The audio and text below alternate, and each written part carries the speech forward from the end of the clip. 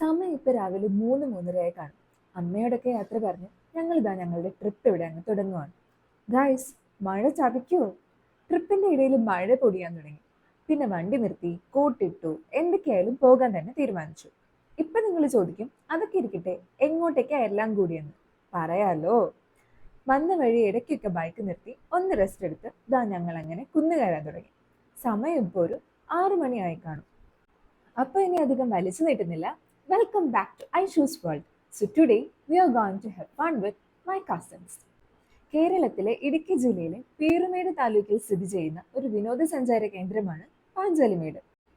ഒരു ചെറിയ കഥ പറയട്ടെ. പാണ്ഡവർ ഈ സ്ഥലത്ത് വനവാസകാലത്ത് പാഞ്ചാലിയുമൊത്ത് താമസിച്ചിരുന്നു. അതിനാൽ ഈ പ്രദേശം പിന്നീട് പാഞ്ചാലിമേട് എന്നറിയപ്പെടുകയും ചെയ്തു. ഫൈനലി നമ്മൾ ഇതാ നമ്മുടെ ഡെസ്റ്റിനേഷൻ അറൈവ് ചെയ്തിട്ടുണ്ട്. നമ്മുടെ ഗൂഗിളും വെച്ച് പറയണ പോലെ you have arrived to your destination. അവിടെ വച്ചിരിക്കുന്ന ബോർഡിൽ എഴുതിയിരിക്കുന്ന പോലെ no entry for vehicles. So ബൈക്കൊക്കെ താഴെ പാർക്ക് ചെയ്ത് ഞങ്ങൾ ഇതാ അങ്ങോട്ടേക്ക് നടക്കുകയാണ്.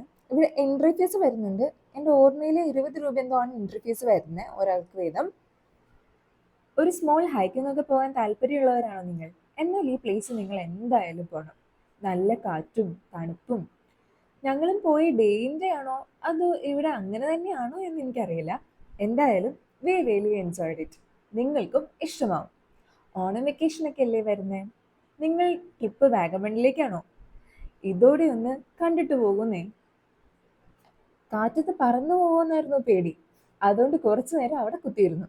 കാറ്റൊക്കെ മാറിയിട്ട് പയ്യെ എഴുന്നേറ്റ് നടക്കാമെന്ന് തീരുമാനിച്ചു. അങ്ങനെ ഇരുന്നപ്പോഴാ ഒരു മഴ പെയ്തങ്ങ് പോയത്. മഴയൊക്കെ മാറി സൂര്യന്റെ വെളിച്ചം ആ മേഘങ്ങൾക്കിടയിലൂടെ കാണാൻ നല്ല രസമുണ്ടായി. അങ്ങനെ ഞങ്ങളിതാ അവിടെ നിന്ന് ഇറങ്ങാൻ തുടങ്ങി. ചെറിയ മഴ അപ്പോഴും പൊടിയുന്നുണ്ടായി. നേരെ ഓപ്പോസിറ്റുള്ള ഒരു ചെറിയ കടയിലേക്ക് വിട്ടു. ബ്രെഡ് ഓംലെറ്റും ചായയും പറഞ്ഞു.